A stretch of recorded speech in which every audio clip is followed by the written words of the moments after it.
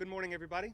My name is Will Fisher. I'm an Iraq War veteran. I'm a United States Marine, and today I'm here representing Vote Vets, which with more than 1.5 million members is the nation's first and largest organization for progressive veterans and military families. And I'm so proud to be here with you this morning. You see, I'm proud of my president, I'm proud of our Congress, and I'm proud of my fellow veterans for all of their commitment and advocacy that led to us being here today.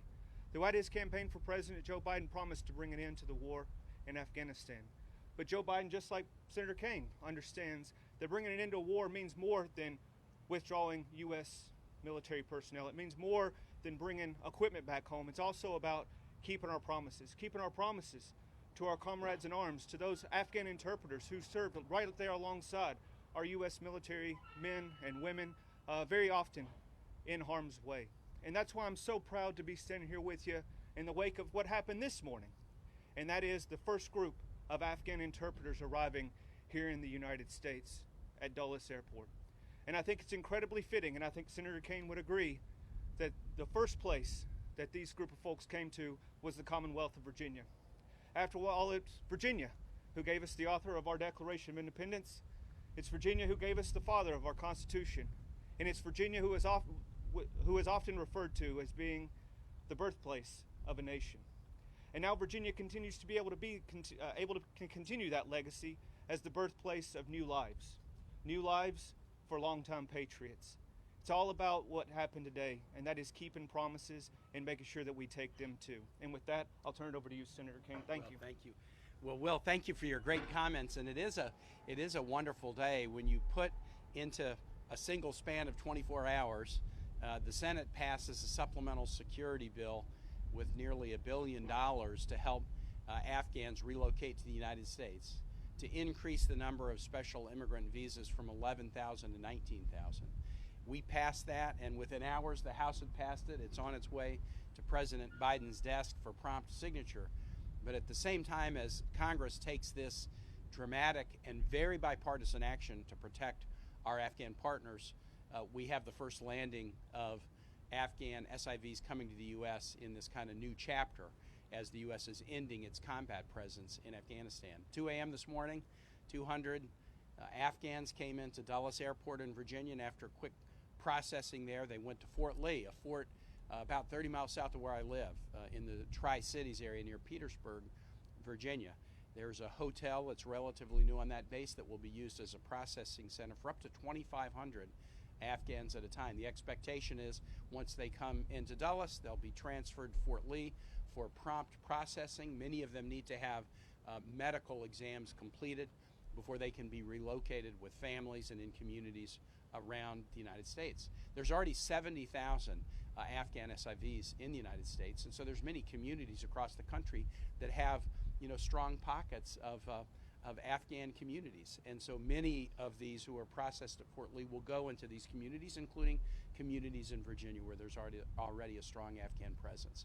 I am proud to be a senator and an Armed Service Committee member from Virginia because we are the state that is most closely connected to the nation's military mission, our installations, our military history, but especially our people. 1 out of every 9 Virginians is a veteran, and then if you add to that Guard, active, reserve, DOD civilian, DOD contractor, DOD families. My son is a Marine reservist after 8 years as Marine active duty.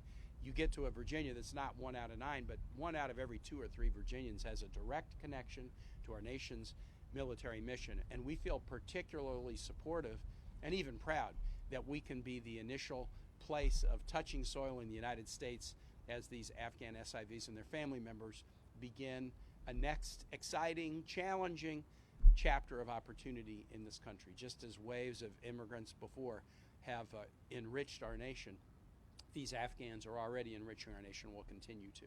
So I applaud my colleagues in the Senate and the House who in a bipartisan way acted promptly to make this happen. It's great to work together with the Armed Services, the Pentagon, and the Department of State to facilitate this. I look forward to visiting Fort Lee soon to visit with some of our Afghan partners who've arrived and see the processing up close and real. And finally, I'll just thank Vote Vets.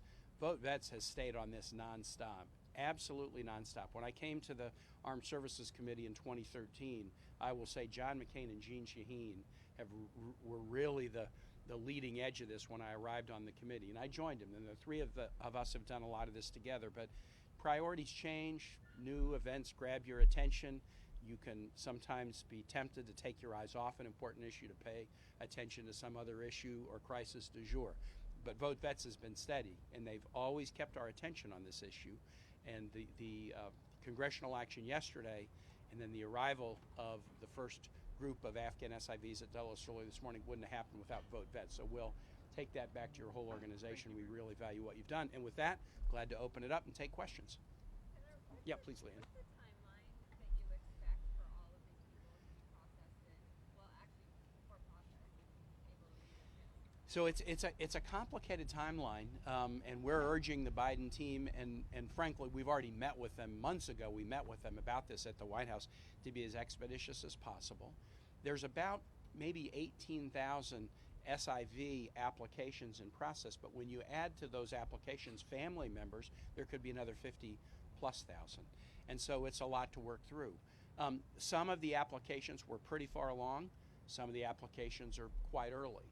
So what you're going to be seeing in coming weeks is Afghans coming whose applications were quite far along.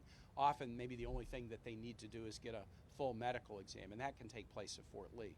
For those whose applications are earlier in the process, the Biden administration, with the funds that Congress has provided, is looking at ways to facilitate processing of applications outside of Afghanistan, in Kuwait and Qatar, and possibly other nations like Kosovo and Kazakhstan, where Afghans who've applied but are early in the process could go to a third country where they'll be safe while their application is completed. And that we'll do it as expeditiously as we can, but we also want to do it in a way that protects American security. But I think what you're likely to see in coming weeks is just a succession of these 200+ person flights arriving. Fort Lee can accommodate up to 2,500 people at a time for short term. The idea for Fort Lee is it's a short-term processing center that can help people get oriented and then find the communities in the United States where they'll most likely be able to fit in and start the new chapter of their lives. This will go on for a while. Other questions? Yeah, adding to that, and I know you mentioned they would be leaving the area or leaving the region to make sure they're safe, but is there any concern about making sure they get out safely? We have translators get them out safely and in time. That is the reason for the prompt congressional action yesterday. As Will said, President Biden said he would bring an end to the Afghan war, and I support his action in doing it. We need to and will continue to support Afghanistan diplomatically, economically, trade, aid, diplomacy, and we'll also support them militarily with financial support for their military operations. But U.S. combat operations are over. However, we do know that people are vulnerable, and that's why we've already relocated 70,000 Afghans to the United States and why we have to be expeditious in this. I will say I've been very impressed with the Biden administration. They invited a group of us, Senator Shaheen and I and a number of others, to the White House about 3 months ago, even before the announcement about the end of U.S. combat operations, to get our advice about how do we expeditiously protect those who've been partners with us. So they've been working on this since the first day of the administration, seeking advice and putting together a plan that I think will do the most good for the people who've been our partners. Please. Can I ask you an armed services Yes. question? President Biden yesterday asked Defense Secretary to start looking into how he can make the vaccine mandatory for U.S. military Right. members. What's your reaction to that? Do you think that the vaccine should be mandatory for U.S. troops? I think so. President Biden is commander-in-chief and as the head of federal personnel does have power over the federal workforce, including our military. And obviously seeking the advice of the SecDef is a smart thing to do. What President Biden has said with respect to federal employees, if you want to come, we need you back, get vaccinated, or you're going to have to undergo testing frequently to make sure that you're not posing a health risk to your colleagues. To me, that seems like a reasonable plan. I want to hear from Secretary Austin first about what he thinks is the right thing with respect to the military. But it does strike me that the notion of be vaccinated or you're going to get tested regularly to make sure that you're not posing danger to your comrades in arms seems like a pretty smart thing. Yes, please. There was some discussion early on about Guam as being a Yes. Are there other locations, either in the U.S. or abroad, that the government is still looking at evacuating these folks to? I wouldn't be surprised if that's the case. You know, what I know, you know, I've been most focused on here in the U.S. and the Fort Lee situation, and Virginians have been very supportive of that. What I do know is Qatar and Kuwait are sites that will be used, and Kazakhstan and Kosovo are sites that are being publicly discussed. Obviously, the virtue of a site like Kazakhstan is it borders Afghanistan, and so it makes it pretty easy for folks, or relatively easier, for folks to move promptly from their home to a place where they can be protected. Whether Guam has been used in the past as a site for similar processing, whether it's going to be used in this case or not, I don't yet know. Other questions? All right, yeah, Leanne. Since you're here, we asked you about infrastructure. Yeah, and bipartisan. absolutely. Okay, great. So, what would you like to see as far as the process is concerned? Are you specifically concerned about the order of how these things take place? Does the reconciliation bill need to come up at the same time, simultaneously, right after? And Yeah, introduce the House? yeah, Leanne. So, first, I'm really excited about this infrastructure bill. It's going to do great things for the country, great things for the Commonwealth. I'm excited that it's bipartisan because I think it does show that we can work together on something important, and I give huge credit to the 20, but then really the core group of 10 bipartisan senators who negotiated the deal. And I got to say, I give huge credit to the Biden administration because their willingness to negotiate and stay at the table, including with Republicans. So it's always easier to negotiate with your own side. You got to stay at the table with the other side if you want to get an accomplishment like this, and so I praise the White House as well. As far as the process, so what you're going to see today, you will see the text of the bill, you'll see a motion to move to the bill, you'll see likely over the weekend debates about amendments to the bill, and then early next week you'll see us act on it, and I expect it will pass with a good solid majority. The first vote on the motion to reconsider demonstrated that, and I suspect the cloture vote today will show the same thing. I have not been part of the bipartisan group. I've been part of the other group. I'm on the Budget Committee and the Health, Education, Labor, Pension Committees working on the reconciliation bill. And we are chomping at the bit and raring to go. And so what we want to do before the recess is we want to finish the bipartisan bill, and then we want to put the reconciliation instruction bill on the table. And you all know this, that reconciliation is this sort of two-step process where first we write an instruction. We'll spend up to X, and then we assign from that amount the $3.5 trillion, we assign different amounts to different committees and say, and then you have jurisdiction over this amount to do the following. And then there's a general list of the to-dos for the committees. The Help Committee has the second largest allocation from this bill. And we've already started working on what we can do about education and health care, paid child and family leave. The other committees are doing the same thing.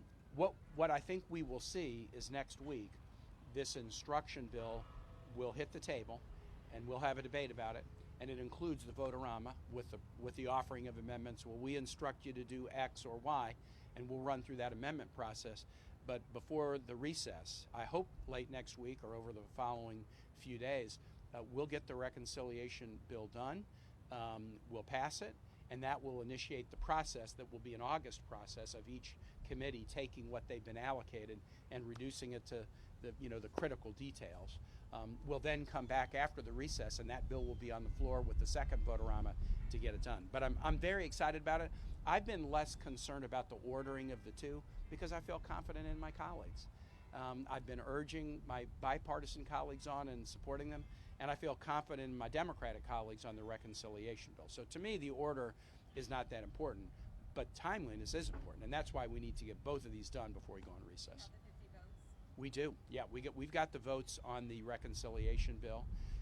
I feel very confident about it. And then we have to negotiate the details. And, to negotiate a bill where you have to make 50 out of 50 Democrats feel good about it, I wouldn't want to have Chuck Schumer's job. I'll be doing my part on the help piece, but it's not easy. But he had the same task with the American Rescue Plan. We needed 50 out of 50. We knew we would get 0 Republicans. And we got 50 out of 50 in America, as evidenced by the growth stats that came out yesterday. America has been benefited by that. Please. Adding on to that, Yep. do you have concern about Senator Sinema not being okay with the top minors personnel? I'm not worried about that. Senator Sinema was with us on the rescue plan. Senator Sinema hasn't been in the budget and reconciliation discussions, because she's been so, thank goodness, focused on the bipartisan infrastructure discussions. I think when Senator Sinema sees what this bill can do for Arizonans and for the American public, we're going to get to a place where she feels very, very good about it. That's what my gut's telling me based on what we saw with the American Rescue Plan. And you'd feel okay if the top line had to come down? For me, the most important issue is what this does for the American people. So, you know, you could have a number that would be a crummy bill, you could have a number that would be a great bill, but the real issue is what it does for the American people. I'm particularly excited about it because in my committee, the Health Committee, working together with my chairman, Patty Murray, I think this bill can do for children what Social Security did for seniors. We've never tackled the poverty rate among kids the way we tackled the poverty rate among seniors when we did Social Security. And that's just one piece of the bill. There's going to be pieces of this bill that will touch every person in every zip code in the United States. And I think at the end of the day, the test of the bill is not a number. The test of the bill is what it does for people. And I think we're going to find a common accord among Democrats that will do something really transformational in many areas. All right, great. Thank you guys. Will, thank you to Vote Vets.